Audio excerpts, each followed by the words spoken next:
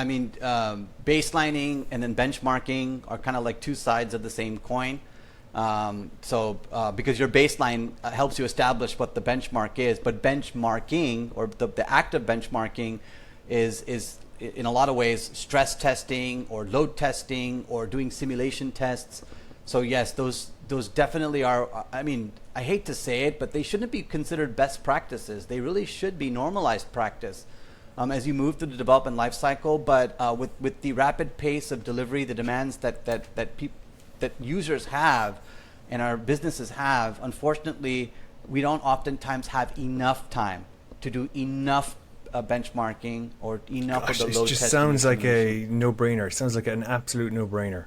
But it's a no-brainer. But I will tell you that you need tools, and so you can't effectively benchmark without a monitoring solution.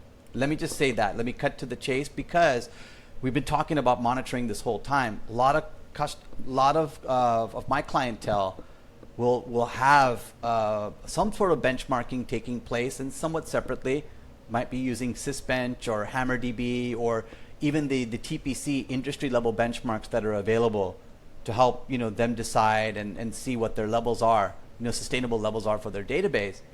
However, the monitoring solution is what helps bring that load testing or the benchmarking to life, because now you have even more observability while the actual the load testing or the benchmarking actually takes place. So whatever interactions and whatever stresses are taking place within your database, they're going to cause granular weights. Everything that exacerbates itself into a real blown issue into database, stuff that we have to tune. Yeah. Guess what? You need monitoring. So otherwise you won't have that visibility. Generally speaking, the metrics that you're going to get are going to be like response time based, or like how quickly the transaction arrives. So yeah, it'll say that the transaction's slow when it's under this user load, but that's different than knowing why it was slow under that user load.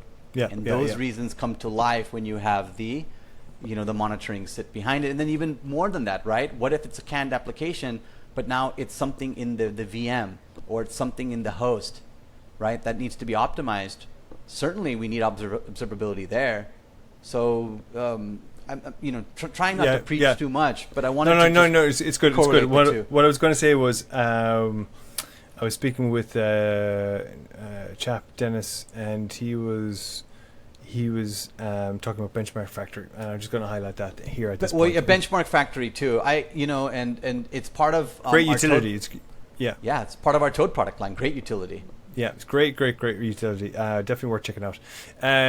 I mean, you've been super generous with your time, I gotta say. Thank you so much, and I look forward to speaking with you again. Thank you. You have a good one. Okay, nice talking to you.